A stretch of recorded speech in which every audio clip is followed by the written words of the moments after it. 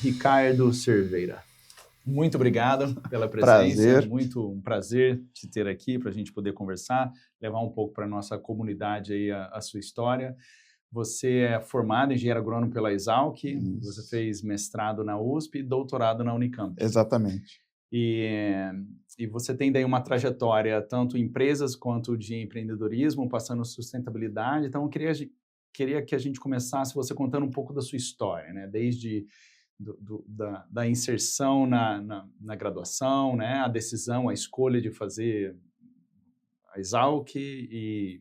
Conta um pouquinho para a gente. Então, eu sou de São Paulo, eu sou paulistano, eu nasci na cidade de São Paulo e meu pai tinha uma chácara próxima a São Paulo também, quer dizer, eu não tenho raízes ligadas à produção, tenho raízes ligadas à produção agropecuária.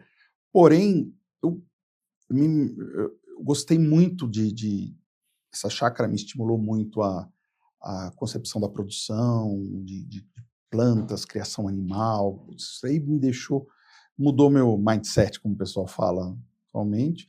Falei, não, eu vou buscar me formar na área, no setor agropecuário.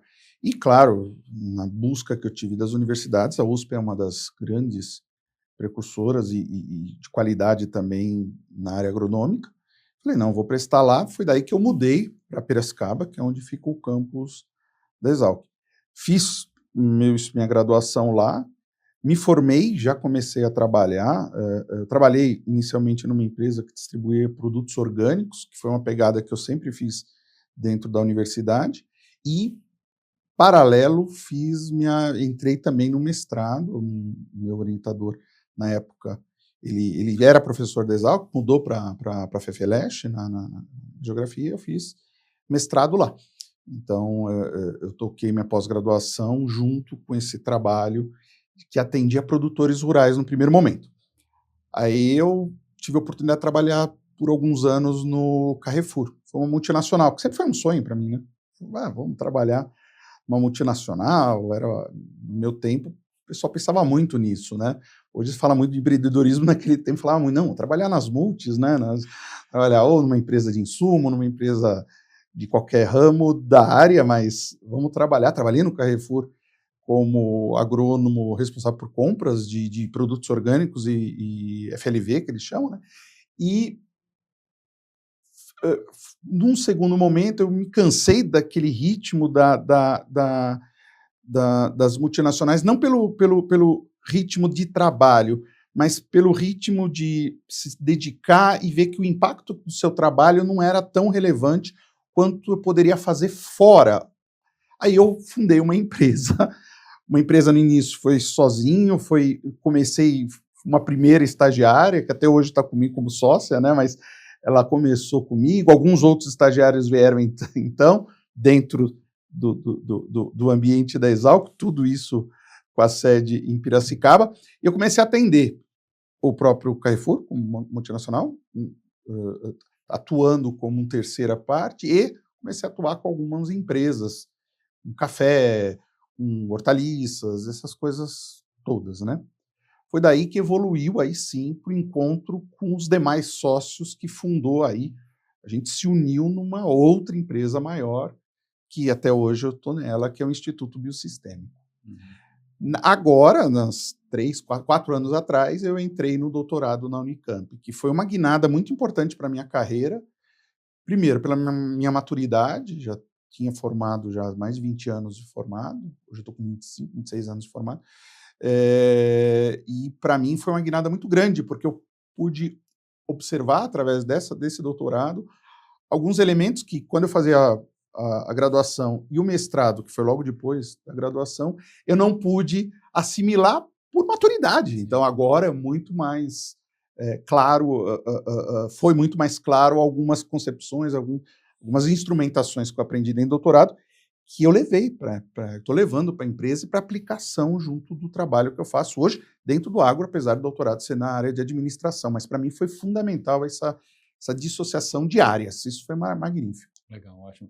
Bom, então, antes da gente falar do IBS, vamos falar um pouquinho mais dessa empresa, porque, assim, esse é o momento, essa estratégia, a gente desconstruir um pouco isso para quem está ouvindo. Eu acho que é legal porque, pelo que você está falando, ela foi a fundamentação, a base para algo maior, né? Como é que foi isso? O que que ela fazia? Como é que você organizou a distribuição das tarefas? Porque você tinha estagiários, eram pessoas que, Isso, né, que não tinham isso. experiência. Como é que foi isso? Conta um pouquinho. Então, a gente, assim, quando eu fundei essa primeira empresa, foi com o intuito de fazer o trabalho de campo de assistência técnica junto de empresas e de produtores rurais, também empresas, para alavancar a produção. É algo que sempre quis fazer, eu sempre quis ser agrônomo de campo. E até então eu tive a oportunidade de ser uma parte agrônomo de campo numa distribuidora de produtos orgânicos, no caso, e no Carrefour, que já não era bem trabalho de campo, eu fazia algumas ações de qualificação de fornecedores em campo, mas o principal mote era a parte comercial, e essa oportunidade me serviu para um monte de coisa lá na frente. Só que na hora que eu faço aquela primeira olhada, depois de 5, 6, 7 anos de formado, eu olho para trás e falo assim, calma lá, eu já tive uma experiência como funcionário de uma empresa brasileira, dentro de multinacional, eu falei, cara, tá faltando e é oportunidade agora, porque ainda não tenho família com filhos, meus boletos eu dou conta, eu me viro, então eu vou montar uma empresa e vou tocar com esse trabalho de consultoria. O problema é que eu não tinha recurso para ter funcionários. Eu falei, então como é que eu vou fazer com isso? Daí os meus colegas mais novos, os que ainda não se formaram ou estavam quase para formar, falaram assim, não, a gente vai junto. A gente vai junto para auxiliar. Daí, obviamente, eles não faziam o trabalho de agrônomo, não era esse, mas me davam um amparo para que eu pudesse fazer esse trabalho. Com isso, eu consegui atender essas pessoas. Então, eu usei um pouco a criatividade, emparcerando com a universidade, entre aspas, porque era oficial esse estágio, era um convênio que eu tinha com a Exalc de estágios, então eles faziam estágios e me amparavam no trabalho que eu fazia a campo. Claro, uma coisa pequena, a gente ficava no mezanino dentro de uma loja, de uma frutaria, tinha uma loja, uma mezanino que a gente ficava ali era o nosso escritório, a gente tinha encontros semanais lá para montar todo o planejamento de atendimento, eles me acompanhavam, o pessoal adorava me acompanhar, eram 6 estagiários, então assim, eles me acompanhavam todos os atendimentos, eles iam junto comigo para verem como é que a atuação de campo de fato. A gente tinha uma gama de produtores que a gente entendia interessante, e com isso me deu muita resiliência no sentido de aprender a lidar, primeiro, com desejos de diversos interessados, então, assim, o produtor A tem um interesse, a empresa B tem outro interesse, como é que eu vou lidar com isso? Ter resultados, porque ninguém remunera você se não tem resultados, e, assim, eu sou o próprio chefe, então, o horário sou eu que faço. E, assim, eu trabalhava muito mais do que eu trabalhava lá, mas, assim, mas eu que escolhi. Entendeu? Então, assim, preciso ir, determinado produtor, é uma oportunidade enorme, mas ele só me atende de final de semana. Eu vou lá no domingo. Tá? Minha namorada, na época, não gostava muito disso, mas eu falava, não, tem que ir, para mim é importante, eu vou. E com isso eu ganhei muita experiência nesse traquejo, né? E através dela que inclusive, foi através desse traquejo que a gente começou a perceber que a gente tinha que participar de algumas feiras. Foi lá que a gente participou de uma feira no Rio de Janeiro, e eu lembro que foi uma das estagiárias, inclusive que hoje é minha sócia, ela que conseguiu espaço para nós, ela chavecou, meu tempo falava chavecar, né? Chavecou a organização, que a gente é novo, a gente está começando, dá uma chance. A maioria que é aluno, não sei o quê, abre um espaço para nós conseguimos um espaço nessa feira no Rio de Janeiro, a gente ficou na casa de uma amiga de não sei o quê, sabe? Não tinha dinheiro, eu era recém, eu estava ali, né? Não tinha dinheiro, era assim, né? A gente foi nessa feira e foi lá, através de um amigo comum, meu e dos meus outros 2 sócios, que foi lá que eu conheci esses 2 sócios. Foi numa feira do Rio de Janeiro, eles não são do Rio, eles são do sul do estado, um é gaúcho e o outro é paranaense, também estavam na feira, e daí esse colega em comum falou, vem cá, eles fazem algo parecido com vocês, acho que dá para unir forças aí. A gente começou nisso a namorar, entendeu? Nós 3 com ela, nós 4, né? Tocando isso, foi daí que a gente falou, não, vamos montar algo junto. Só que em vez de pegar essa empresa desmontar, vamos fazer uma uma zeradinha, uma PJ zeradinha, e foi como instituição. A limitada se continua conosco, mas a instituição, a gente montou uma associação, uma ONG. Para quê? Para ter como priorização a missão e não ganho capital que vem das limitadas. Então, assim, o grande objetivo eu tenho como objetivo, e objetivo pessoal, eu falei lá atrás, que eu quero dar impacto do que eu faço, então vamos colocar isso no estatuto. Então, a gente criou uma instituição com objetivo claro, uma missão, só que com viés diferente. Nós somos empreendedores, então a gente trouxe essa alma empreendedora dentro da organização. E isso foi uma grande mudança que abriu portas. A gente começou com um parceiro, 30 produtores, hoje a gente tem de 4 mil, entendeu? A gente tem, sei lá, no total a gente está com uns 70 projetos ativos, então, parceiros, né? Então, o volume, nesses 20 anos de instituição, cresceu vertiginosamente por conta da cabeça de 4 pessoas que pegaram isso com viés de empreendedor. E isso galgou, isso permitiu a gente crescer bastante, e não só dentro do setor de orgânico. A gente atua muito com a agricultura familiar, estruturando o produtor, a cadeia de suprimento de grandes empresas. Então, você tem as grandes empresas, uma Cargill, por exemplo, que tem sua base de produção de soja, a gente atende os produtores de soja, tanto os pequenos, principalmente os pequenos, e alguns grandes, inclusive, que atendem a Cargill, qualificar o produtor, para atender melhor essas empresas, para organizar melhor o processo. Que o core das empresas é vender o produto delas. Elas têm a matéria-prima, elas precisam disso de forma tranquila, regular, qualidade, etc. A gente atua nesse ramo. Entendeu? A gente executa projetos lá. Uma parte do IBS faz isso, né? Legal. Eu quero trazer um ponto assim que eu peguei da sua fala, que eu acho fundamental para as pessoas que querem investir a sua vida no empreendedorismo, né? Quando você une o propósito e a oportunidade de crescimento, essa combinação vale mais do que um salário. No sentido, e isso é super importante a pessoa saber por quê. O propósito tem que estar claro para você e para quem você está conversando. E, às vezes, é numa conversa de bar. Você fala, a pessoa fala assim, quero trabalhar com você. Teve um investidor, em um dos últimos eventos que eu participei, o investidor falou assim, se quando você contar a sua ideia para mim, e o cara é investidor, quando contar, eu quiser largar tudo e trabalhar para você, significa que eu vou querer investir em você. Então, eu achei super interessante, porque você alinhou o propósito, né? Então, todo mundo falou assim, o que ele está falando faz sentido, mas você também deu a chance das pessoas não entrarem e ficarem só fazendo papelada, né? Elas, tanto é que uma é sócia hoje, né? Isso. Então, eu acho que isso pode ser um superpoder do empreendedor, porque o vale da morte, ele é fatal, muitas vezes, né? Os famosos 5 anos lá. Exato. E como é que você atravessa isso se você não tem salário? Então, é claro, não tem nada a ver com enganar, dilubriar, trazer gente para trabalhar para você. Não é isso.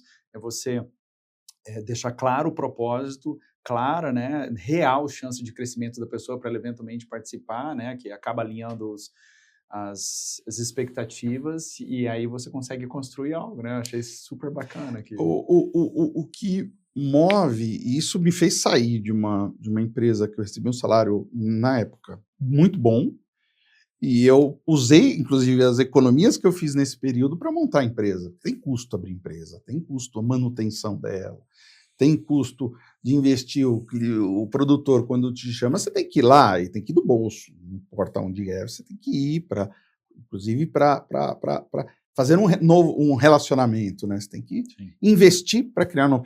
E isso, claro, para eu sair da empresa que eu recebi um salário melhor para não receber até então nada, e pagar ainda, eu peguei, e eu lembro quando nós montamos o IBS, a gente falou, o que nós vamos entrar? Vamos entrar com o carro, o que tem aqui é carro e vontade, e é assim mesmo.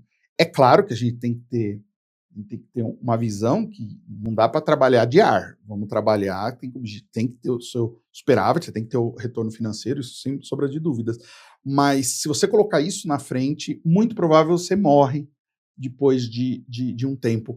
E, infelizmente, eu ainda vejo alguns empreendedores, entre aspas, eu digo, porque o empreendedor tem que ter propósito. Se ele tem a vontade só de, eu preciso ter uma boa grana, o risco de dar errado é altíssimo, porque qualquer baixa você desiste, você abandona. Sim. Gostei muito disso. É o investidor falando, eu preciso largar o que eu quero para poder trabalhar com você. Daí aí eu tenho uma iniciativa que vale a pena.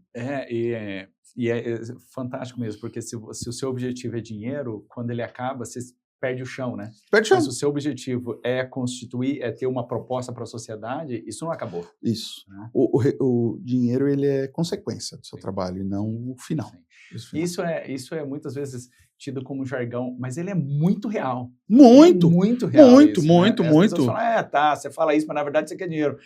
Não, isso é a lei mesmo. É a lei. Que você tem que fazer. Ele vai ser consequência. E todos os grandes, se você for ver, é aquilo que a gente estava falando, né? E que liga a uma próxima pergunta, mas antes eu queria só que você falasse um pouquinho mais sobre o IBS. O que ele faz? Então, você falou que ele acaba meio que padronizando, né? Mas você também, até pela sua experiência prévia, você consegue atender uma clientela diversificada, né? Que você falou, aprendi bastante, a gente teve que ter essa flexibilidade. Conta pra gente um pouco, então, o que o IBS, como que ele, para a sociedade, como que as pessoas falam assim, isso aqui influencia na minha vida, né? Como que ele... O IBS é uma instituição que leva a tecnologia nos produtores rurais, com um viés extremamente de sustentabilidade ambientalmente correta. Isso é assim, é premissa nossa. Então, leva-se tecnologia ambientalmente adequada, só que com um propósito de melhorar a qualidade de vida desse produtor. Então, tem a pegada do desenvolvimento de fato. Então, a gente executa projetos na campo, levando tecnologia. Ponto. E executa mesmo.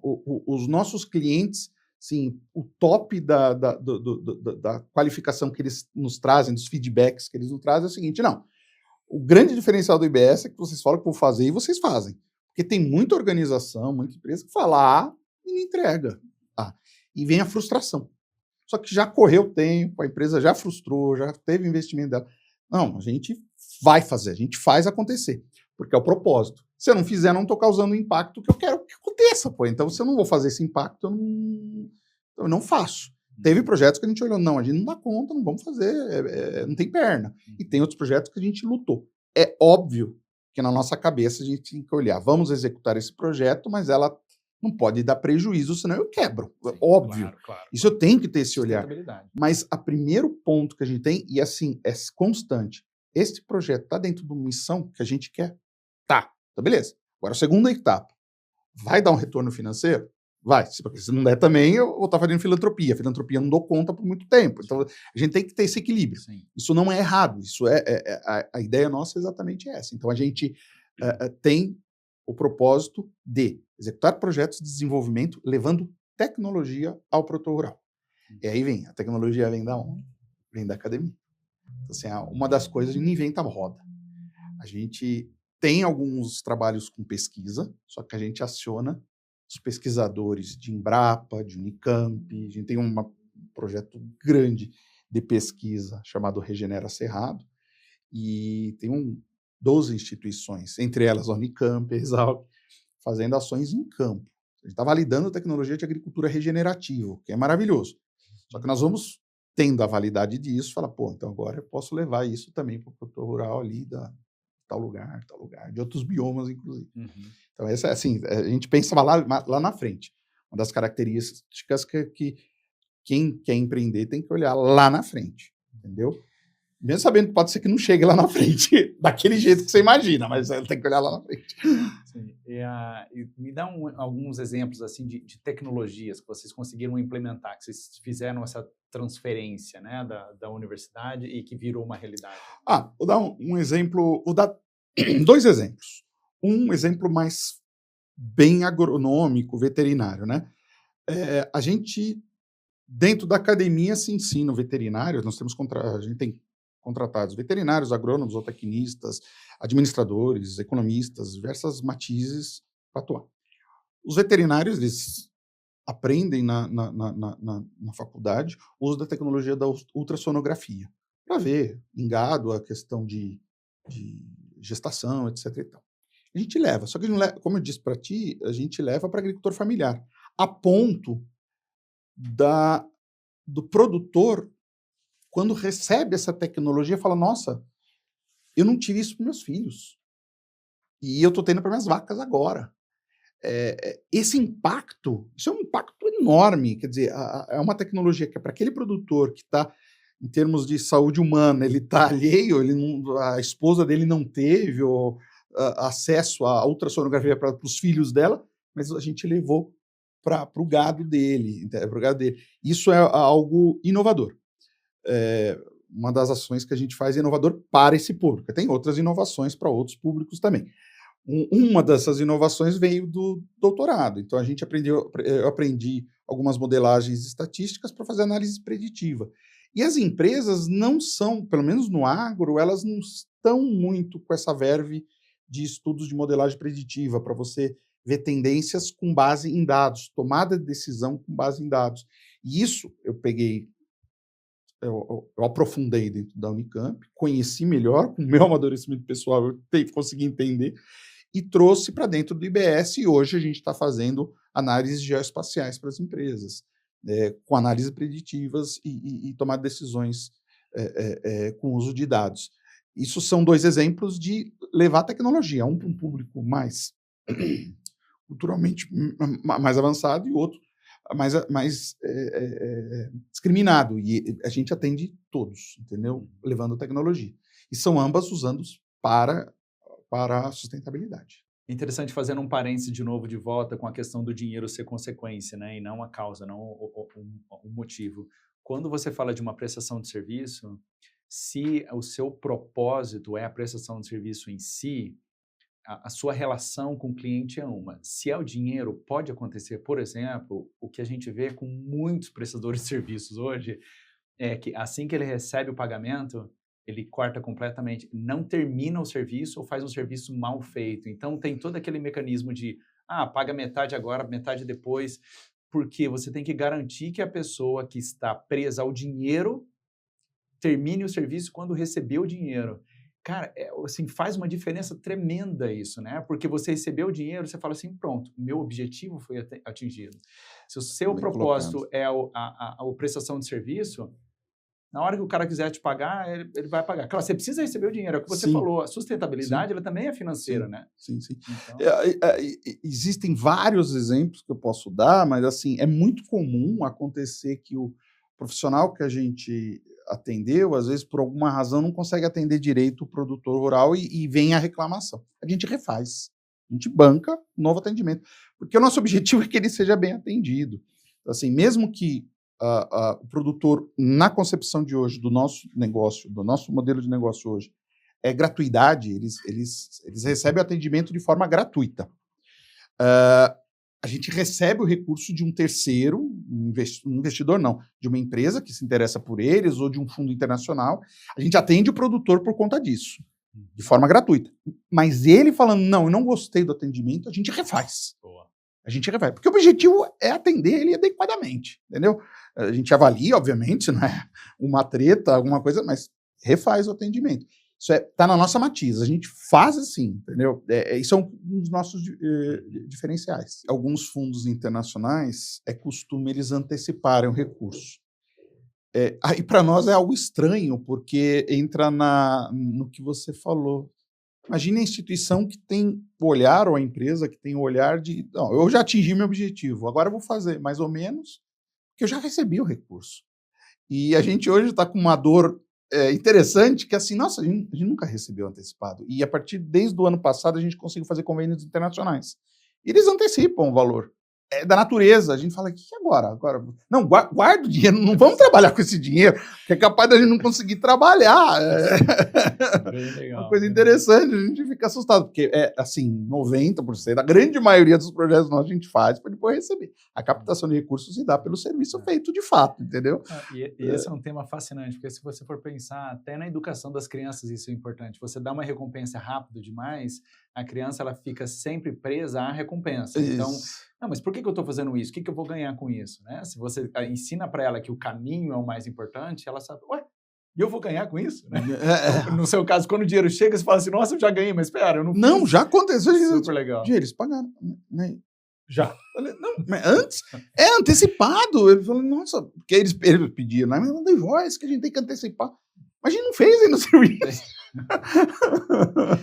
Legal, foi bem interessante.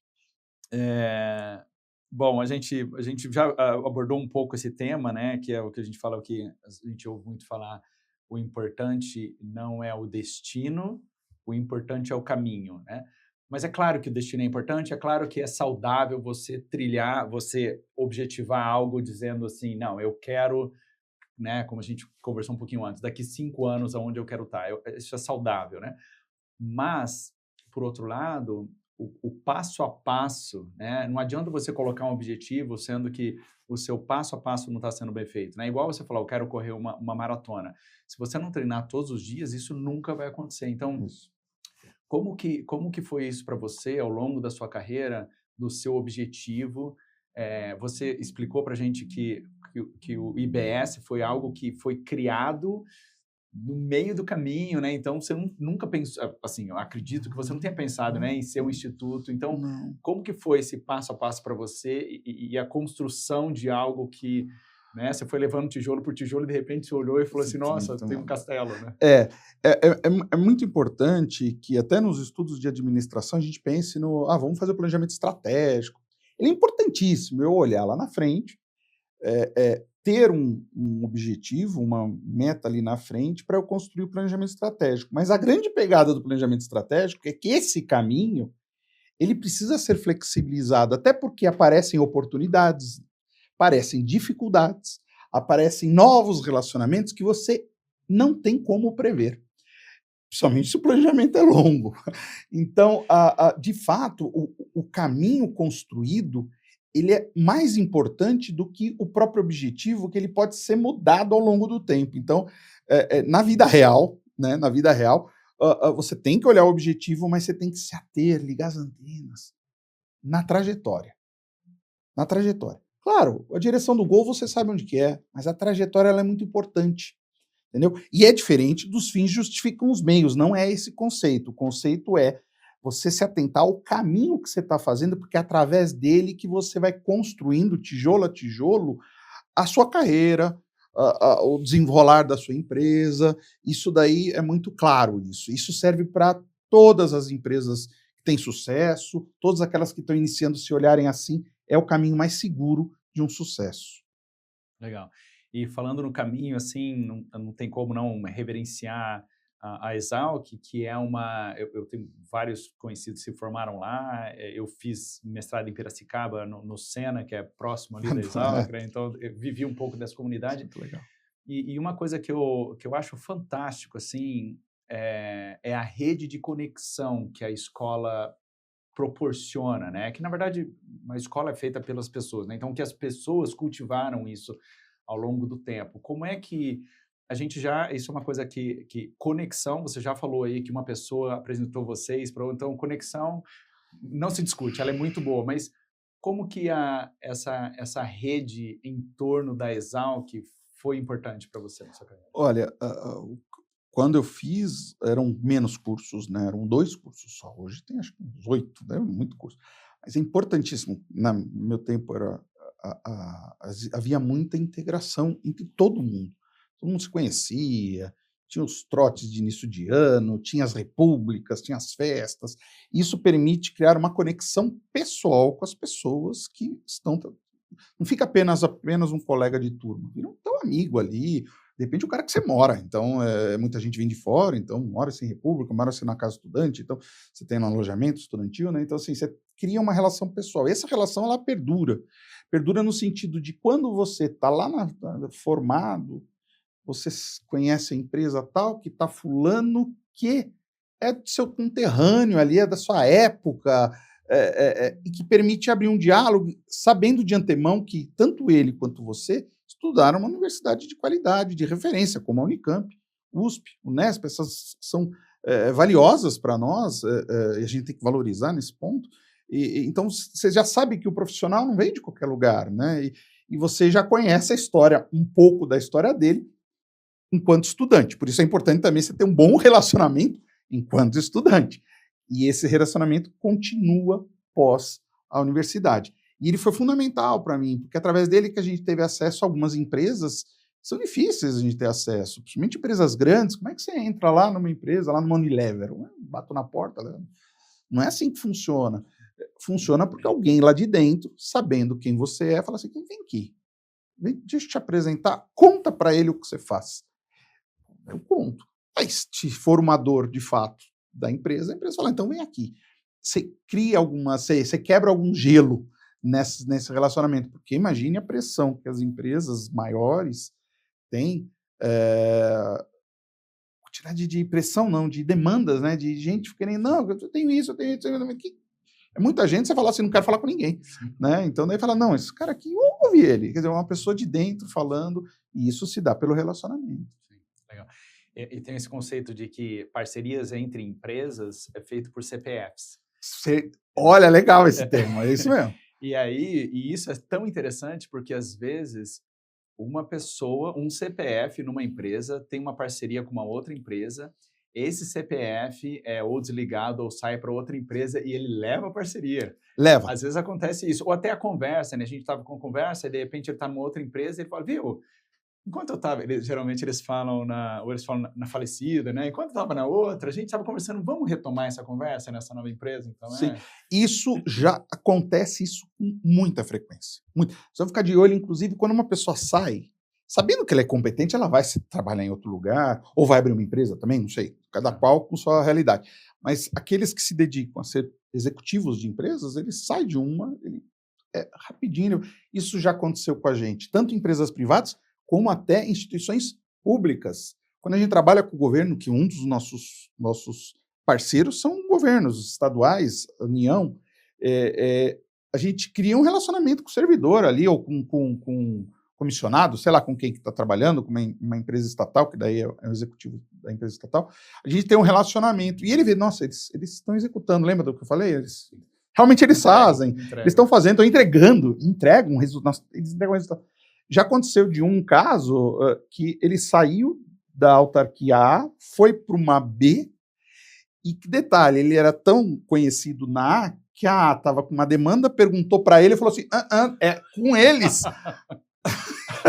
Vem cá, vocês vão lá falar. Daí nós estamos em conversação para um outro projeto por conta de alguém que saiu. Olha que loucura, então. Porque são pessoas que estão... Isso tudo é interesse mútuo, é um ganha-ganha. A gente já trabalha com ganha-ganha. Vamos, né? Ele ganha, nós ganhamos, todo mundo ganha. Uhum. Isso é muito bacana. Bem legal, muito bom. E agora, voltando para um tema que é o foco do IBS, mas ele permeia por todos os setores, que é sustentabilidade. Ah, legal. Eu queria explorar um pouco os seus conceitos em relação a isso, porque sustentabilidade, além de ser algo que evolui muito, né? Porque o conhecimento humano e as demandas da sociedade evoluem, então é um tema que evolui muito, mas também é um tema que ele é frequentemente vítima de desinformação, de oportunismo. Então, isso que eu queria ver, assim, você trabalha nesse tema há mais de 20 anos, então você você acompanhou esse processo de evolução, né? Como é que é a sua percepção da evolução da sustentabilidade, não só a evolução como aplicação real, né? Como um valor para a sociedade, na agricultura, a gente pode focar na agricultura no Brasil e no mundo. Como é que... Assim, a sustentabilidade ela é transversal, ela não é uma área isolada do restante. Ela é transversal, ela afeta todos os setores econômicos, todos os setores sociais, afeta tudo. O que acontece? Houve uma evolução, como foi muito bem dito, pelo aprimoramento do conhecimento. O conhecimento foi aprimorando, as pessoas foram enxergando, nós estamos com esse problema e precisa ter uma solução, a solução está sendo construída e nós vamos aplicar a solução. Acontece que tudo que se envolve conhecimento, ela não é do dia para a noite. Então, aparecem muito oportunismos, pessoas, empresas oportunistas que fazem o famoso greenwashing, né? Falam da sustentabilidade porque é algo que é importante de fato, mas não aplicam aquilo que eles estão dizendo que fazem. Aí viram as desinformações. Ou desinformações do tipo, isso aqui não existe. O greenwashing, aqueles que dizem que fazem, mas não fazem, e a desinformação dizem que aquilo não existe. Não existe aquecimento global, não existe problema mudança climática, isso é desinformação. Nós sabemos que existe. E greenwashing é aquelas empresas que falam, não, eu diminuí minha pegada de carbono. Na verdade, ele não fez nada. Só está dizendo. Então, isso é greenwashing, é uma lavagem verde que o pessoal fala dentro do marketing, né? Isso não é ético, ambas as situações. O que eu venho percebendo é que muito da questão da sustentabilidade, primeiro, permeia um ambiente mais técnico e científico. Aí é mais difícil as pessoas comuns conseguirem absorver. Então é necessário uma comunicação mais assertiva junto, principalmente da população comum. Aquele que trabalha no dia a dia, aquele que não é da área, que sabe que as mudanças climáticas afetam o abastecimento de água da cidade, afetam a qualidade da água, da temperatura, etc. e tal. Eles sabem disso, mas é muita gente falando um monte de coisa e tirando a desinformação, que é algo ruim, e o greenwashing também é algo ruim. Quando a informação é adequada, ainda a informação é técnica, científica, aí fica difícil entender. Aí vem a comunicação, ela tem que ser melhor colocada. Hoje a população brasileira está nos centros urbanos. E quando eu falo do agro, que está no ambiente rural, ele tem muita dificuldade de se comunicar junto ao urbano. Aí o que acontece? Outros segmentos, segmento estritamente ambiental, por exemplo, se comunica melhor e leva informações que podem ser verídicas, mas que não traz as informações boas que o agro tem para a população urbana. Então existe uma guerra de narrativas, pensando na narrativa positiva, porque a negativa vira uma desinformação, pensando que ambos têm razões, mas o agro tem muita dificuldade de falar com o urbano. E é uma das coisas que, como eu venho do ambiente urbano, eu percebo isso com muita facilidade. Nós, que trabalhamos no segmento do agro, da agropecuária, temos que saber nos comunicar com o ambiente urbano. Uma delas é atendendo meia-culpa, entendendo que sim, a gente faz algumas ações ou fizemos ações que prejudicaram a questão ambiental de fato, porém, nós estamos remediando fazendo isso. E não o famoso, não, eu faço isso, mas vocês fazem outras coisas pior. Não é assim que a gente vai resolver. Não é dessa forma que a gente vai resolver. Legal. E agora pensando na atuação do IBS, como que ele, talvez você citando alguns exemplos, como é que ele está, se ele está fazendo essa interlocução com o mundo meio urbano, ao mesmo tempo que lidando com essa questão. Então, uma coisa é levar informação, a outra coisa é, diante do seu trabalho, lidar com a desinformação e sendo competitivo como um prestador de serviço, assim como vários outros, e relevante Então, assim, vários pratos. Vários né? pratos. Então, uma coisa é você atender o seu propósito como uma pessoa do mundo urbano, que eu preciso que as pessoas, né, que eu falo totalmente a língua deles, saibam o que eu estou dizendo.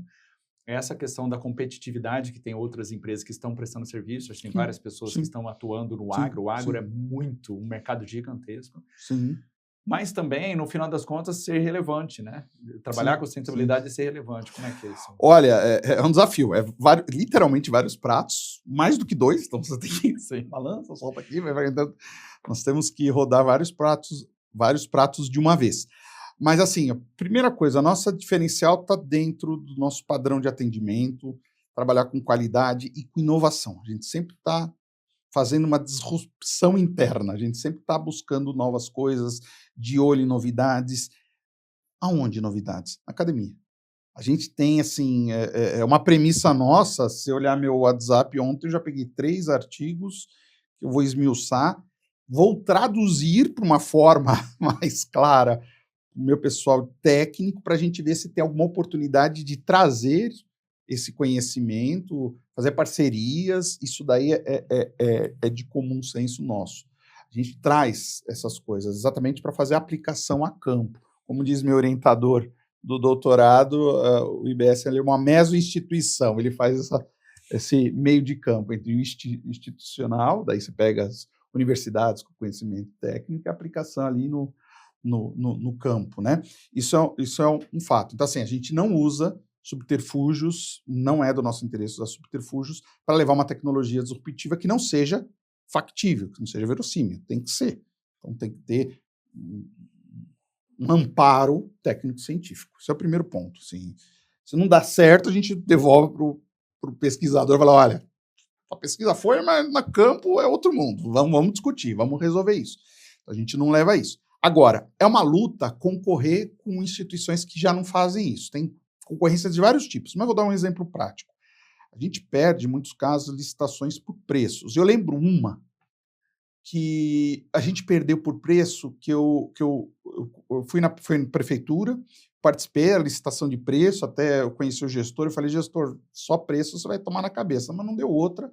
Veio uma empresa XPTO que o preço dado não pagava o combustível de deslocamento para atender todos os produtores. Então, assim, de cara, a gestora, no caso, saiu de lá já fazendo a conta. Falei assim, o que eles estão oferecendo não vai pagar nem a gasolina para visitar os produtores. Tipo assim, obviamente o pregoeiro falou, é melhor preço. Foi. Então, assim, existem essas concorrências que eu acho que são desleais. Uma é por preço, outra é vendendo o que não tem, outra é falando de inovação que não existe, e outra criando uma narrativa, criando um problema que não existe. E daí você também, a gente está lá, a gente às vezes mostra porque não é bem assim, e não dá para você ficar criticando puramente um concorrente. É feio isso, não é desconfortável, não é confortável eu criticar, mas tem muita gente assim, então a gente tem que trabalhar com ética e saber que no mundo, na sociedade econômica, existem pessoas de todos os tipos. Isso até é uma forma que eu falo para o pessoal da área rural, assim, não queira colocar todos os produtores no mesmo balaio.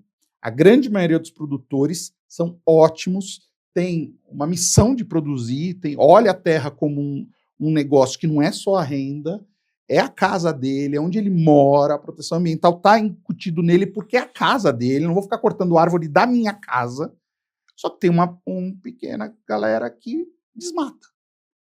Então, assim, não adianta falar que não desmata, fala assim, não, nós temos alguns que não são produtores, são bandidos. Então, assim, é uma forma de comunicar. Então, você está entendendo? Então, assim, cada qual com o seu problema. Um exemplo que eu dou dos produtores também serve como uma narrativa que a gente leva isso quando a gente discute com os parceiros. Fala assim, mas houve desmatamento. Mas houve desmatamento, mas não é de produtor, é de algum especulador imóvel. Pronto. Você demonstra isso, você, opa, não é todo mundo que está lá no rural que é igual, entendeu? E eu acho que até do lado do IBS é a constância, né? Por mais que você pode perder aqui, ali, mas se você for constante, ao longo do tempo, você fala, não, vai neles. Uma constância de entregas. Isso. Um dos nossos diferencial trata com inovação, mas sempre olhando resultados, né? Entregas. Perfeito. Não, isso daí, assim, a gente já tem uma autoridade para falar, 20 anos de IBS, a gente já pode falar que a gente tem uma robustez no atendimento de forma adequada, certinho. Muito legal. Queria trazer um outro tema que ele é mais recente do que sustentabilidade, ele está muito interligado com isso, mas ele talvez sofra como, né, que é a agricultura regenerativa. A agricultura regenerativa, o conceito é complexo, porque quando você pensa em regenerar, se a gente for pensar, por exemplo, membros de salamandra, né, existia um membro ali, você regenera, e pensando até no aspecto biológico, o termo regeneração é que ele fique funcional como a situação anterior, né? Então, por exemplo, quando você tem um corte muito grande, uma queimadura, que forma uma cicatriz, não regenerou. Por quê? Porque a cicatriz não tem a mesma função, não nasce pelo, não tem sensibilidade, então tem todo esse aspecto. Quando a gente fala de agricultura regenerativa, como que você entende isso? Ela é regenerativa ou ela é preservativa, ou ela conserva, ela regenera? Como é que você vê, primeiro, esse conceito, né? Quando você fala agricultura regenerativa, é uma pergunta meio filosófica, assim, né? De como que você vê isso, porque isso eu acho que é uma forma da gente manter todo mundo, como diz no inglês, in check, né? Manter todo mundo, tipo assim, peraí, você está fazendo regenerativa, existe um, né? Uhum. Então, acho que isso é importante, a gente permear esse tipo de conhecimento, o que é regenerativo, para evitar desinformação e oportunismo. Isso é bem legal. Mas também na prática, como é que você vê que você consegue, definindo o que é regeneração, né, o que é uma agricultura regenerativa, quais são as práticas, né, o que na prática realmente atenderia esse conceito? Vamos lá, então, vamos fazer Jack Stripador aqui, vamos fazer um pouco cartesiano. Primeiro ponto, no Brasil, a venda de produtos citados como regenerativo, ele é categorizado como um produto orgânico, que não é o conceito da agricultura regenerativa que atualmente parte dos produtores vem difundindo, parte dos técnicos também. Então, assim, primeiro ponto, para quem acha que é vender, vou vender minha soja regenerativa, você botar escrito regenerativa, você tem que estar sob a alçada de uma lei brasileira que fala de produção orgânica, precisa ter o certificado, etc. e tal. Então, esse é o primeiro ponto. E ela vem lá dos Estados Unidos, do Instituto Rodeio, é um outro conceito. O que eu venho observando? Que hoje, assim, coisa de alguns anos para cá, o conceito de agricultura regenerativa vem crescendo, num primeiro momento, trazendo uma inovação na nomenclatura da agricultura sustentável. Veio mais com uma verve e mais publicidade no primeiro momento. Só que quando a gente começa a esmiuçar o conceito, daí você tem razão, você trouxe um elemento muito interessante que mas eu vou regenerar o quê? No fundo, o que os produtores olham por regenerativo, boa parte dos produtores, não vou dizer todos, aqueles que estão mais aprofundados no tema, o que eles querem? Eles querem levar práticas que torne o ambiente produtivo sustentável. Então, assim, eu quero regenerar para quê? Se for regenerar por regenerar, é virar floresta de novo. Não é esse o objetivo. O objetivo eu preciso regenerar meu modus operandi da produção agropecuária de forma que seja efetivamente uma agricultura ambientalmente correta. Aí você abre um flanco de várias opções. O que eu entendo, quando eu faço toda a prática regenerativa, me leva a uma evolução positiva do ponto de vista ambiental, é uma prática, toda prática que me leva a um crescimento ambiental é uma prática regenerativa. Como exemplo, introdução de matéria orgânica, diminuição de agrotóxicos. Na verdade, meu desejo é que se elimine o agrotóxico, mas isso vai acontecer ao longo do tempo, porque as próprias empresas de insumos já estão observando o uso de controle biológico, o uso de bioinsumos, a legislação, inclusive, é recente. Então, você tem práticas que estão levando ao produtor ferramentais para o produtor olhar, mas ele tem que olhar a propriedade como um todo, não apenas através dos usos de insumos. Tem que olhar o solo como um organismo vivo, então eu tenho que ter matéria orgânica, tem que ter microvida no solo, eu preciso ter uma planta saudável, eu preciso ter um ambiente lá marciliar, protegendo os mananciais, a água estocada no solo. Eu tenho que ter tudo isso para ter um ambiente correto, um ambiente adequado, para que a produção aconteça sem o uso da tecnologia da agricultura industrial. Para mim, a agricultura regenerativa é uma forma de eu chegar a uma agricultura que não seja a agricultura tradicional, convencional hoje. Que ela, sim, ela causa impacto ambiental. Na verdade, qualquer agricultura vai causar impacto ambiental porque o ser humano está mudando o ambiente. Mas causa mais impacto ambiental do que uma agricultura que vem depois da regenerativa. A regenerativa é uma transição para algo, né? Esse final, ele tem que ser, com certeza, ambientalmente mais saudável que a agricultura tradicional. Isso é uma sem sobre dúvida. Não sei se eu consegui... Não, tá ótimo. E você pegou o ponto certinho.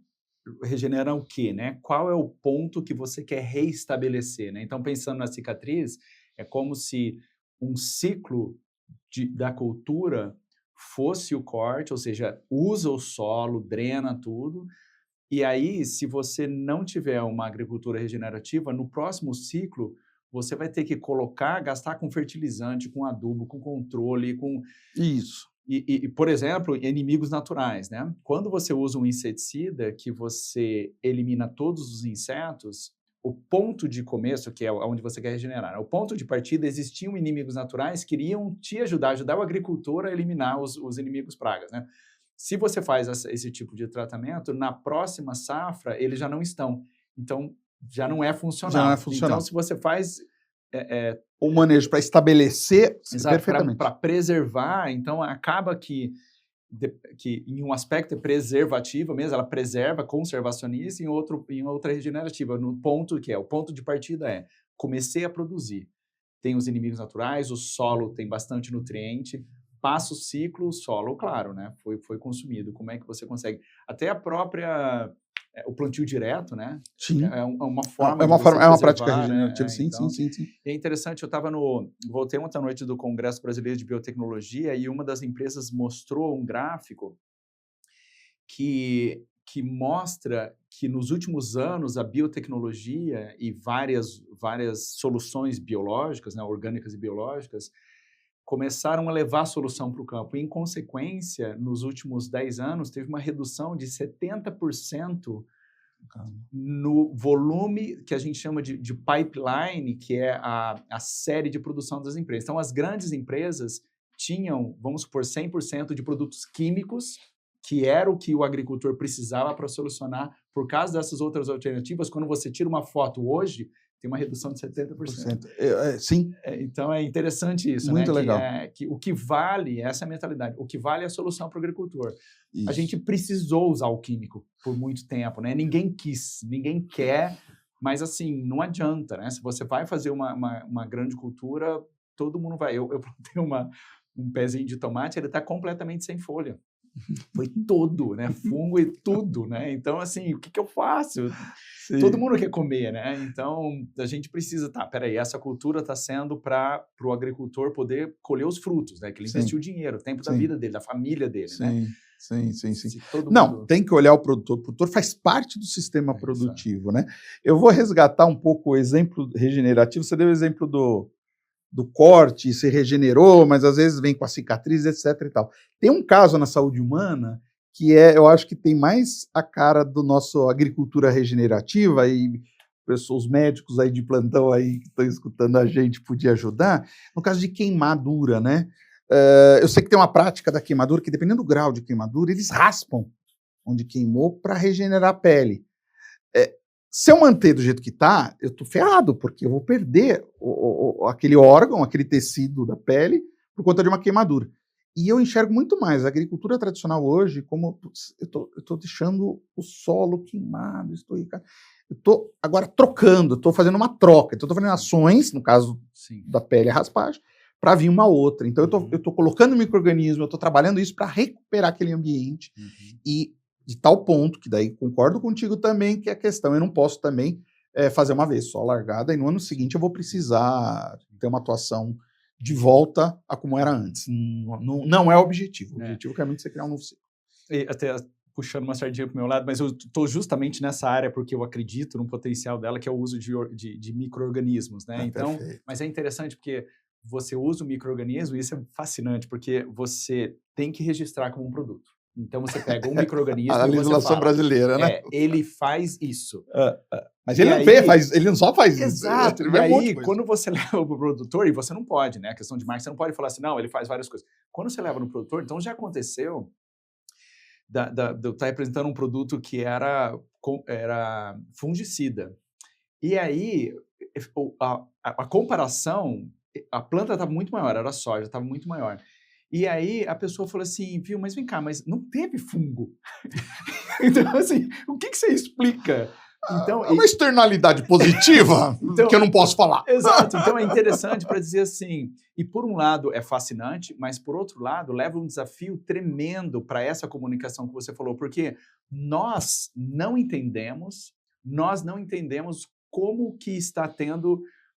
como que o efeito desse micro-organismo está acontecendo no solo, porque é algo muito complexo, né? Então, acho que dados e IA está aí para ajudar a gente, tem muitas empresas atuando no solo, né, a microbiota, esse tipo de coisa, mas é isso, a gente ainda está aprendendo o que nós precisamos regenerar, né?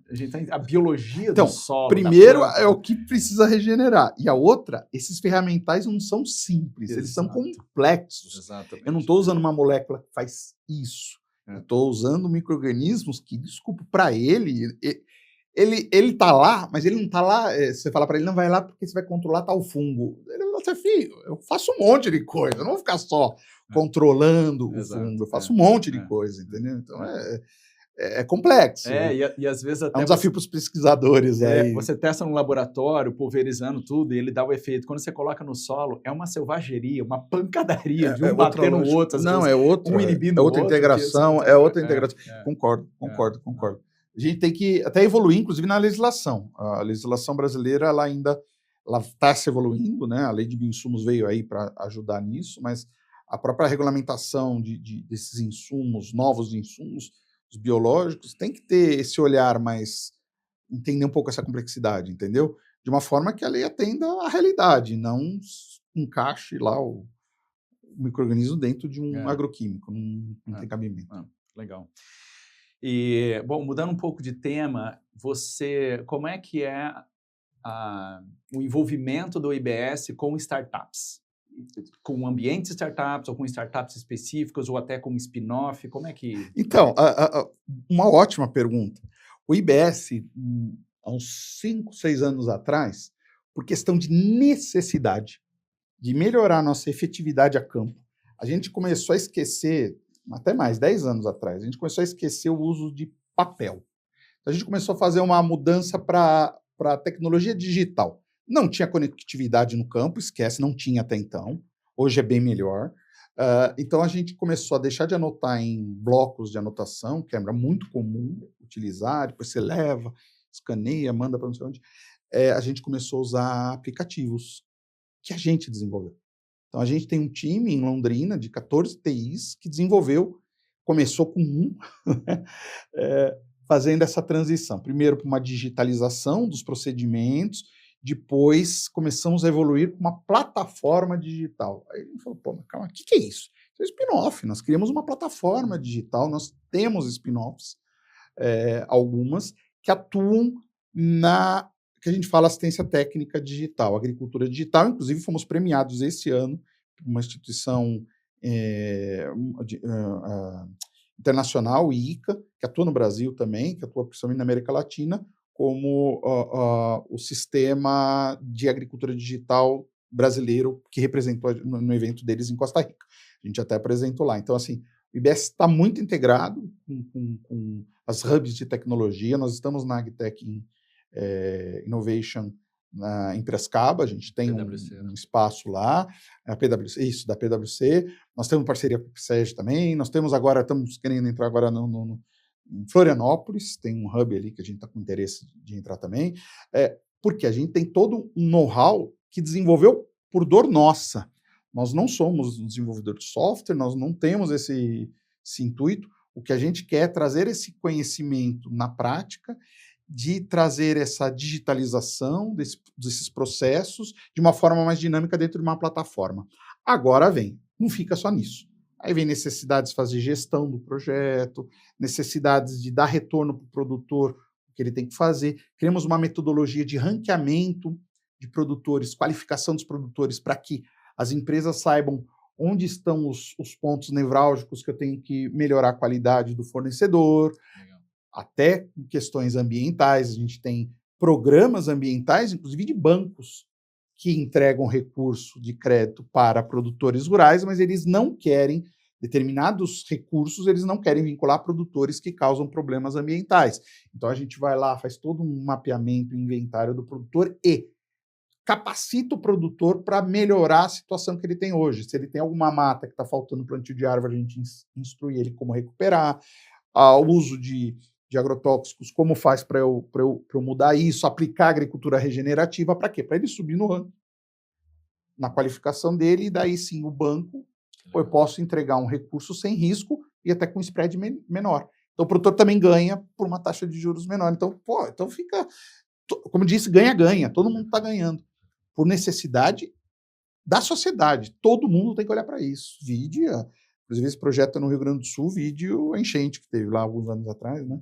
Então, não é fácil. Então, a ideia nossa é realmente levar essas tecnologias E a gente faz parcerias também, agora no segundo momento, parcerias com startups. A gente tem contatos com várias startups que daí é um pedacinho dali, é uma que faz contagem de animal via satélite. A gente tá trazendo isso para aplicar, embarcar no nosso conhecimento. Isso é muito legal. Legal. E você falou de várias instituições, né? E a gente está aqui no ambiente da Unicamp. Como que o ambiente da Unicamp influenciou tanto na sua carreira quanto no seu trabalho hoje em dia? Quando eu fiz, primeiro ponto, assim, quando eu quis fazer a pós-graduação, não foi uma conversa que eu tive com o meu orientador, que dá aula na Unicamp em Limeira, na FCA. Ele falou, pô, mas a ideia que você quer fazer, emenda, vamos fazer um doutorado. Eu falei, não, mas eu já não tenho mais idade, né? Ele falou, não, mas agora você vai conseguir pegar as coisas que antes você, por amadurecimento, você não ia conseguir captar, né? E realmente aconteceu isso. Quando eu comecei a me envolver, tanto nas disciplinas, quanto dos professores, excelentes professores que tem na Unicamp, um sistema a universidade é diferente da USP, que é o que tinha contato, né? Muito bacana, integração muito interessante. Passamos a pandemia juntos ali, inclusive, foi um período difícil, mas o importante é que, ao longo desse processo, eu tive contatos, minha pesquisa envolvia orgânicos, mas uma análise mais quantitativa. E que daí você tem os métodos estatísticos voltados para essas análises, que tem muita aderência nos dados que a gente coleta dos sistemas digitais que a gente tem hoje. Calma lá, espera um pouco. Eu não posso trazer para cá para fazer estudos mais aprofundados relacionados aos dados que eu já coleto, em vez de responder para o meu cliente, olha, você tem tantos quilos produzindo aqui, eu posso estudar qual é o risco da produção de lá cair, qual é a expectativa de produção de lá para aumentar, qual é a chance do produtor, de determinado grupo de produtores, recuperar a mata ali. Essas análises me permitiram, inclusive, evoluir para projetos, que hoje a gente fala projetos em estudos e pesquisas dentro do IBS, que não é bem uma pesquisa científica, é uma pesquisa de projetos, no qual eu trago o conhecimento acadêmico, trago as informações que vêm dos projetos e dou uma solução futura para determinada dor. Então, como exemplo, a gente fez um estudo muito bacana num projeto de restauração ambiental em São Paulo, de pagamento de serviços ambientais. E a pergunta, que era um recurso violento, que trazia para São Paulo e que pagava os produtores rurais por recomporem a mata, cercarem a mata, etc. E tal. E a pergunta deles é o seguinte, e aí, qual é o impacto disso? E a gente fez o estudo. E, além de avaliar o estudo, a gente conseguiu observar, através desses métodos estatísticos, que o custo, esse volume enorme, pela quantidade de área, o custo dele foi bem pequeno comparado com projetos individualizados. Então, assim, um projeto que custa, não lembro de cabeça, às vezes 30 mil reais para atuar por hectare, o projeto foi a metade. Gente, isso foi um impacto positivo, quer dizer, do uso do recurso, parte do recurso é público, para um projeto. Então, através desses conhecimentos adquiridos no doutorado, me permitiu levar o desenvolvimento através de estudos e pesquisas, e não só através da aplicabilidade no campo. Então, isso assim, foi muito bacana, para mim foi uma mudança de paradigma muito grande. Legal. E é interessante porque um dos pontos que a gente ia abordar, mas você já abordou boa parte, que é a importância, não necessariamente, vamos colocar com importância, porque às vezes a pessoa consegue ser super bem sucedida, né? A gente tem grandes nomes no mundo aí que largaram até a faculdade para abrir empresa, mas o impacto ou o papel da pós-graduação no empreendedorismo. Então, a gente sabe que tem história de pessoas que se formaram, saíram para o mercado de trabalho, viram que precisava fazer um mestrado por questão profissional, subir na carreira tal, e pegaram e voltaram. Então, é um pouco mais uma pós-graduação por título, né? Por titulação, o que tudo bem, porque por mais que a pessoa busque o título, as pessoas valorizam o título porque para conseguir o título você tem que passar por um processo. Isso. No fim das contas, o meio é sempre o mais importante, né? Bem interessante isso mesmo. Mas aí, no seu caso, e eu acho que isso é uma outra, para o pessoal que está, talvez os mais jovens que estão assistindo, que estão pensando, faço ou não faço pós-graduação, talvez seria um outro ensinamento. Mas no seu caso você voltou porque você tinha um propósito. de poder descobrir. E aí o que eu queria te desafiar agora é para a gente entender o seguinte: você poderia ter contratado um aluno de doutorado do seu orientador para fazer essa pesquisa, que isso é uma coisa comum, né? Se é uma dor sua e você fala assim, não, eu quero poder usar os meus dados, você poderia muito bem ter feito uma parceria de desenvolvimento com o seu orientador, com seu, não seria orientador, né? Com esse professor, pago para alguém desenvolver a pesquisa e você poder usar a universidade. Isso é possível, mas você quis fazer o doutorado. Por quê? Sim, e olha que coisa interessante. Não, eu fiz os dois. Eu fiz o doutorado e parte desses projetos de estudos eu trouxe gente para ajudar da Unicamp. Nós tivemos 2 ou 3 estagiários, o professor Cristiano é um dos grandes parceiros aí que teve essa dedicação de trazer essa turma, tanto alunos de mestrado, doutorado, até de graduação, chegaram a fazer estágio conosco, para desenvolver projetos aplicados com o uso do conhecimento advindo da academia. Mas, quando eu decidi fazer o doutorado, eu entendi que eu precisava ter a linguagem da nova linguagem, porque até então foi em 2000 e pouco que eu terminei o mestrado, voltei doutorado 20 anos depois. Então, assim, porque eu emendei a graduação com o mestrado, depois de 15 anos, quase 20 anos, eu fiz doutorado. Mudou-se a linguagem. Para quem não sabe, a gente buscava livro na mão, tá? Não tinha, não tinha SBU aí, que o pessoal entra, a base de dados da biblioteca. Não tinha, era na unha. Então, assim, para mim mudou muita coisa. Então, primeiro, me atualizei. Segundo, me apropriei da linguagem acadêmica para que eu possa trazer essas mentes para ajudarem também. Além de eu mesmo executar, eu posso trazer pessoas fazendo isso. Gosto muito desses gênios que Steve Jobs, o Bill Gates, eu não sei se saiu, mas toda essa turma aí saiu da faculdade, abriu numa garagem, mas essas pessoas são gênios. Eu não estou nessa vibe, eu não sou gênio, eu preciso da ajuda do conhecimento da universidade. Eu acho que a maioria das pessoas não são gênios, então não é uma decisão assim, eu saindo da faculdade eu consigo ser um Steve Jobs da vida. Não, você não é assim. Ele saiu porque ele foi abençoado, iluminado pela característica dele, ótimo, mas eu não, eu tive que usar as ferramentas que tem, e as ferramentas são os conhecimentos advindos da academia. Então eu fiz todas as etapas, mas sempre olhando pelo caminho que eu tracejei, as oportunidades para eu seguir o meu propósito de carreira e levar isso também dentro da instituição. E sempre parceirando, né? Vamos trazer outras pessoas.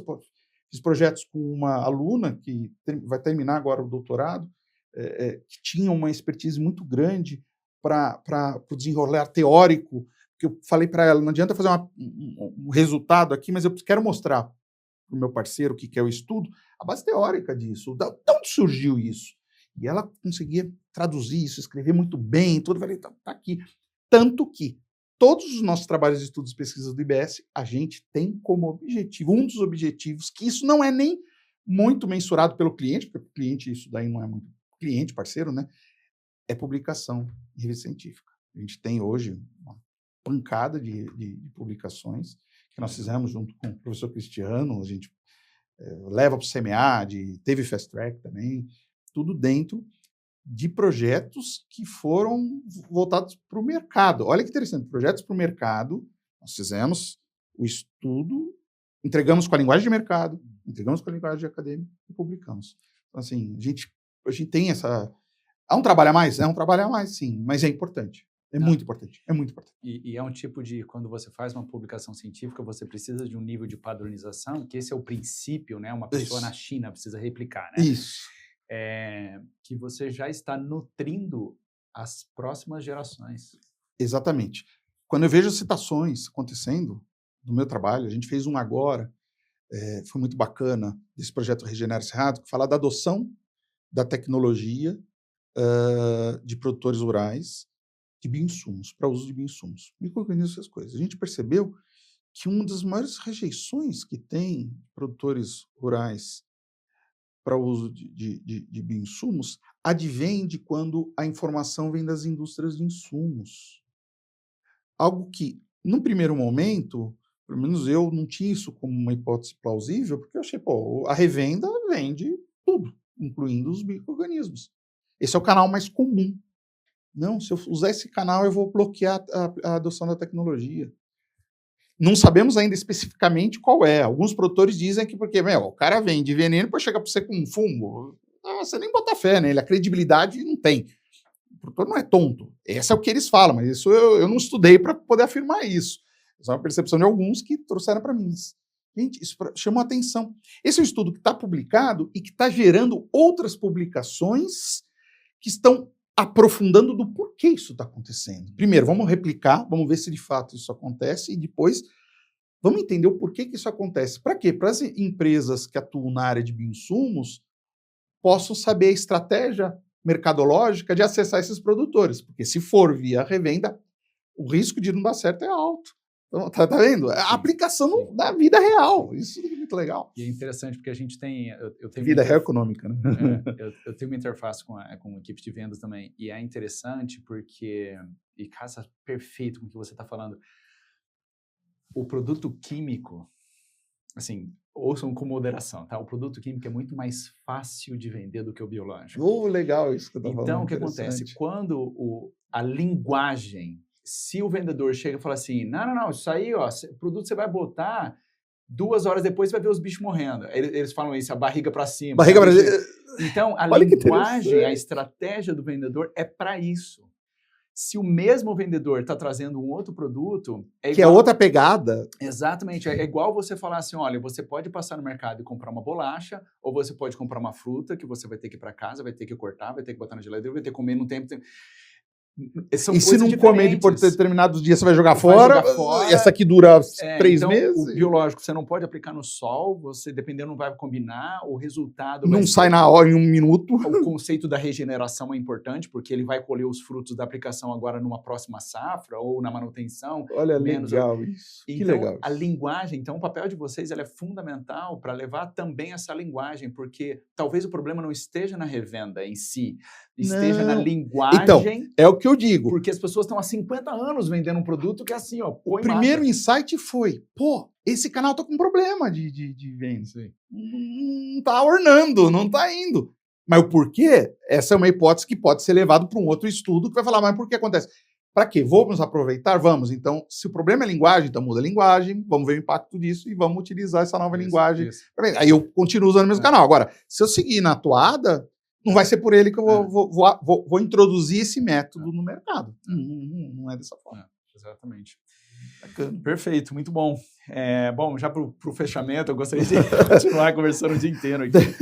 Mas eu queria uma visão sua do agronegócio brasileiro como um todo. Assim. Como é que você acha que a gente está conduzindo toda essa pegada de sustentabilidade dos biológicos, mas também investimento, chegada de outros países competitivos como China, como Índia, no mercado brasileiro, tem várias empresas chegando. Sim.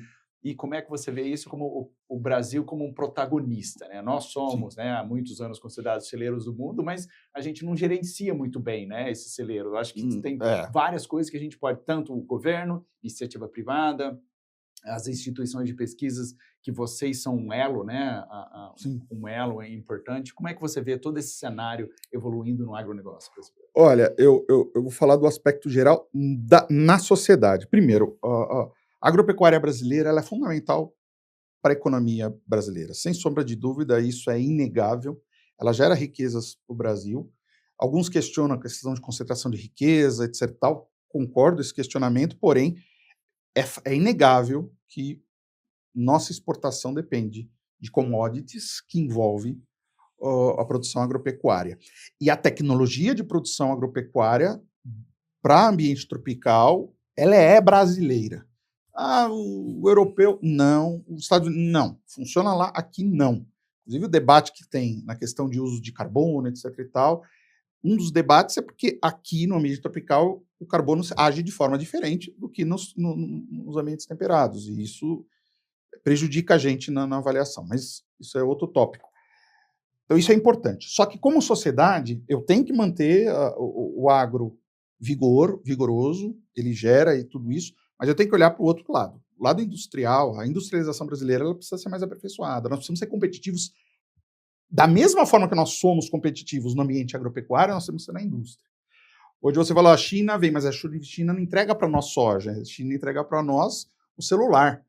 Poxa, eu quero continuar vendendo soja, aumentar o volume e ser o principal produtor de soja, não tem problema nenhum. Porém, eu também tenho que produzir celular, porque tem valor agregado. Então, eu não posso apenas entregar soja. Eu tenho que entregar soja e celular para outros lugares, claro. Quem produz. Então, assim, nós temos que pensar nossa competitividade para além do agro. Isso pensando como sociedade. Agora, olhando especificamente do agronegócio, hoje nós temos 22 milhões, por exemplo, de pasto degradado. Então, eu tenho uma fronteira agrícola enorme de produção. Enorme. Eu não preciso matar uma árvore para aumentar minha produção. Para, quiçá, dobrar. Nós temos muita área para crescer em local que não tem floresta. Que é o pasto degradado. Então, tem que mapear tudo isso. Isso já está meio mapeado. A Embrapa chegou. Vamos trabalhar nessas áreas. Vamos investir na recuperação de pasto. Vamos trabalhar para que a gente transforme essa área numa área produtiva. Com tecnologias brasileiras, porque não dá para trazer de outros lugares. Esquece. Nós somos pioneiros nisso. Nós vamos ser, creio que em anos, nós vamos ganhar mais rankings de produção, milho, algodão, essas coisas, já está chegando tudo em primeiro lugar, soja a gente já né? E outras commodities também, só que eu quero também que a gente se diferencie em produção orgânica, por exemplo, a gente pode ser um celeiro do mundo de produção orgânica que é valorizado, é um produto de alto valor agregado, entrega para os Estados Unidos, entrega para a Europa. Estados Unidos, à parte, por conta do tarifaço, a gente está estamos vendo, né? Mas Europa, Japão, outros países estão valorizando. Agora, hoje, o agronegócio, frente à sustentabilidade, teve eu percebi que ao longo do tempo, e é recente, o setor está percebendo o impacto, a dor de não olhar com atenção a fundamentação das suas práticas frente às questões ambientais. Digo como? A UDR está vindo com tudo, que é a taxação não, o impedimento de compra de produtos de área desmatada. A China, estive no evento ontem em Brasília, antes de ontem em Brasília. A China, que há 2 anos atrás falava, não, sustentabilidade é a segunda etapa, a primeira etapa é segurança alimentar. Em 2 anos eles estão falando, não, agora a sustentabilidade também é importante. Então, assim, como assim? Em 2 anos o chinês já mudou a concepção, para além da segurança alimentar, eu quero sustentabilidade. Então, assim, o mercado global, que é onde as divisas das exportações são adquiridas, elas têm que olhar para a questão da sustentabilidade. E eu estou percebendo, para mim está claro, que o setor da agropecuária, principalmente a pecuária, que era mais distante desse tema, está se aproximando desse tema e falando, não, vamos resolver isso. Uma delas eu já tinha dito antes, que é a questão da comunicação com o ambiente urbano, aí entra o urbano lá de fora também, serve, mas também deixando claro para os produtores a importância disso. Eles sabem que são importantes, mas tem que evidenciar, sabe aquela coisa, é meio do psiquê, né? Se você não falar, você não tem. Então, vamos diminuir o uso de agroquímico, vamos usar isso, vamos fazer agricultura regenerativa, vamos falar mais disso. Isso está sendo falado. Isso é muito legal. Isso é uma evolução muito positiva. Perfeito. E mesmo dentro do agro, se a gente for pensar, nós exportamos a soja, a gente pode exportar mais óleo, né? A gente pode agregar valor. Pode agregar valor dentro. Suco. Perfeito. Sim. É que eu já estou na ponta ali, né? Claro. O chinês vem de celular, cara, vamos produzir celular. É possível? Mas tem um chão aí pela frente, claro. Tem uma mudança estrutural muito grande para ser feita aqui no Brasil. Começando pela educação. E de forma de pensamento, né? Que usa uma palavra mindset, né? A gente precisa mudar isso. Tá. A gente tem uma atividade aqui que a gente faz para você completar a frase, que é eu fundei um Instituto Biossistêmico para. Vamos dar uma pensada e depois você fala assim, ó, eu fundei o IBS para... Olha, para gerar resultado de impacto.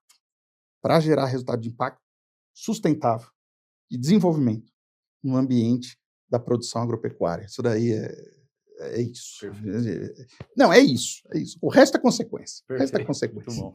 E aí, só terminar com uma frase, porque a gente está nesse ambiente da Unicamp Ventures, terminar com uma frase que você, assim, uma mensagem que você passaria para os empreendedores, para quem está começando, para quem está passando pelo perrengue, ou para quem está pensando em começar, qual seria a mensagem para levar para casa?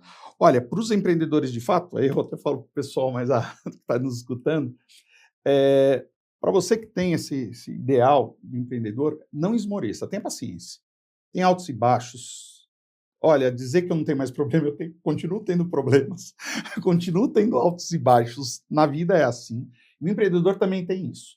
A liberdade que você tem para suas tomadas de decisões é enorme, só que ela é negociada dia a dia com o seu parceiro, com o seu funcionário, com o seu sócio, com o seu cliente, com o seu tudo, mas você tem uma liberdade enorme e você é responsável pelos resultados que você atinge. Isso é o maior tesão que tem, que é você perceber que está mudando a vida das pessoas. Isso é muito bacana, isso é muito bacana. Isso é prazeroso demais. Você está mudando a vida das pessoas. Isso é legal. Perfeito.